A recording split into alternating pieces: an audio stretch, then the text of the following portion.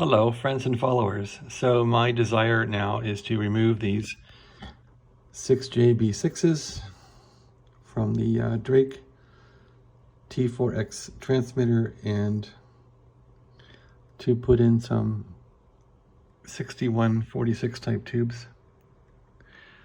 This has not proven to be easy so far. People were saying there was no metal work involved. Others say there is metal work involved. I can say definitively that yes, there will be some metal work involved. So I guess I'm determined to do this regardless, whether it ruins the radio or not. I've cleaned up these sockets, which look like they're ex-military sockets with the captive bolts on them. So when you first undertake this endeavor, you want to remove the band shaft. The band shaft is in the way of the lobotomy for the old sleep tube. So you want to take the band shaft out.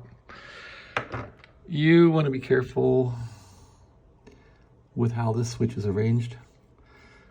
I left this thing at 20 meters, which leaves the shaft at a flat footing on the side. Little gear that goes here falls out. And so you want to just keep this little gear around to put it back in. I guess that's the least of my worries, but that's how this radio works. It has like this little 90-degree power takeoff for the crystal injection frequencies. So that's how these all have been designed forever. Anyway, you don't want to muck around with the band switches, just leave them where they are. This thing is right now in the 20 meter or 14 megahertz mode, and that's where I'll leave it. So now I've looked at this and I'm just gonna lobotomize this and remove all this stuff now without much regard. Just unsolder it, take the sockets out, and then I'll proceed with the metal work to make the new sockets fit. And then I'll worry about how to connect up all the circuits. So that is where I'm at. Of course, you want to be sure that when this shaft comes through here again, it doesn't touch anything on the new circuitry.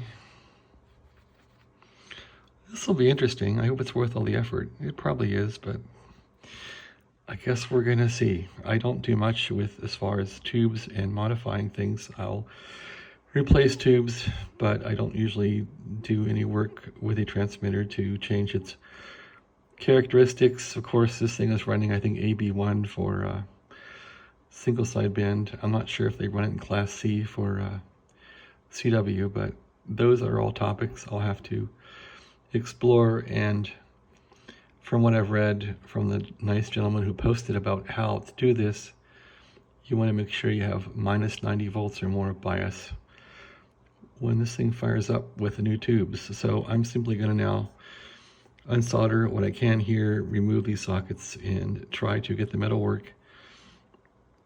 So the new sockets go in, and of course the grid feeding the 6146s, I want to make sure that the sockets are in somewhat correctly.